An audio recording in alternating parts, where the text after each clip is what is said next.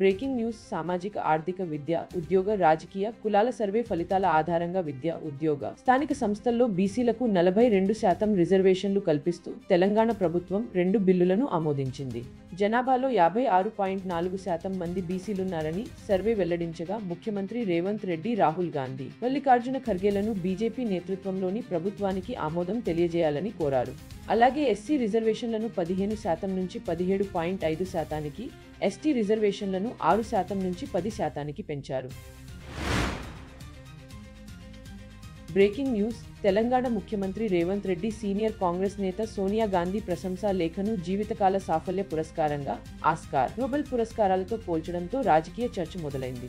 ఆమెను ఒక కార్యక్రమానికి ఆహ్వానించినందుకు కృతజ్ఞతలు తెలిపే లేఖను రేవంత్ రెడ్డి నోబెల్, ఆస్కార్ కంటే విలువైనదిగా పేర్కొన్నారు.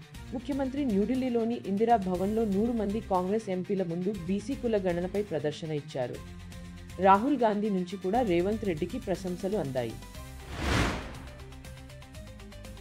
బ్రేకింగ్ న్యూస్ 2 గంటల క్రితం తెలంగాణ రాష్ట్ర బీజేపీ అధ్యక్షుడిగా ఎన్ రామచందర్ రావు నియామకం పార్టీలో అసంతృప్తిని రేకెత్తించింది. అరవింద ధర్మపురి ప్రకారం తెలంగాణ ముఖ్యమంత్రి రేవంత్ రెడ్డి ఓబీసీలకు తెలంగాణ సామాజిక న్యాయ నమూనాకు కట్టుబడి ఉన్నట్లు వ్యక్తం చేశారు.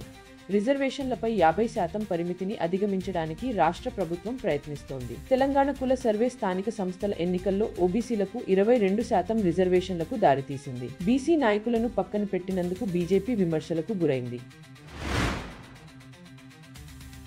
బ్రేకింగ్ న్యూస్ కాంగ్రెస్ నేత రాహుల్ గాంధీ తెలంగాణ ముఖ్యమంత్రి రేవంత్ రెడ్డి చారిత్రాత్మక కుల సర్వేను ప్రశంసిస్తూ భారతదేశంలో సామాజిక న్యాయానికి ఇది ఒక మైలురాయిని కొనియాడారు.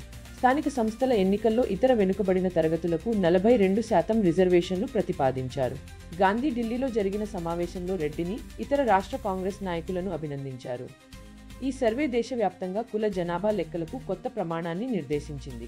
కాంగ్రెస్ అధ్యక్షుడు మల్లికార్జున్ ఖర్గే కూడా తెలంగాణను ఆదర్శవంతమైన రాష్ట్రంగా అభివర్ణించారు. స్వతంత్ర భారతదేశంలో తెలంగాణ ప్రభుత్వం చేపట్టిన ఈ చొరవ సమగ్రమైనది.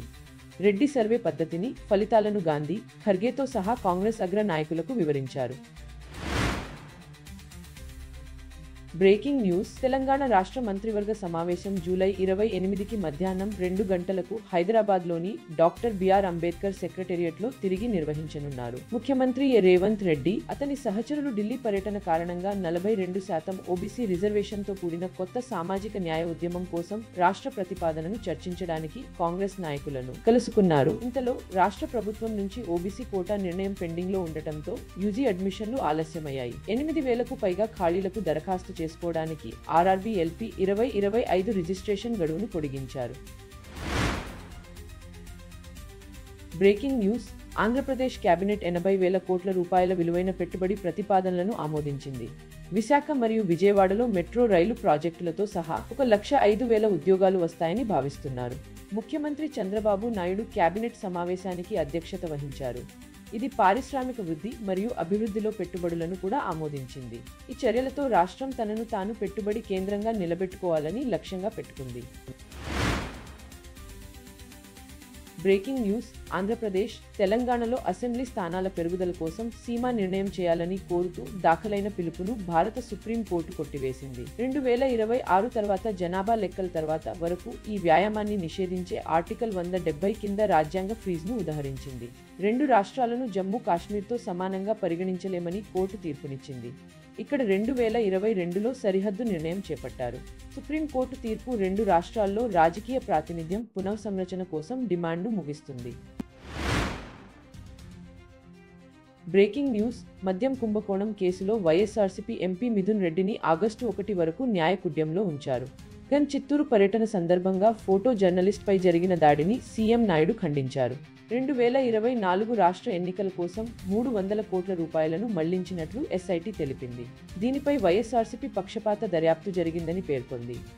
మాజీ ఎమ్మెల్యే కేతిరెడ్డి వెంకటరామిరెడ్డి చంద్రబాబు నాయుడు నేతృత్వంలోని సంకీర్ణ ప్రభుత్వంపై మాట్లాడారు.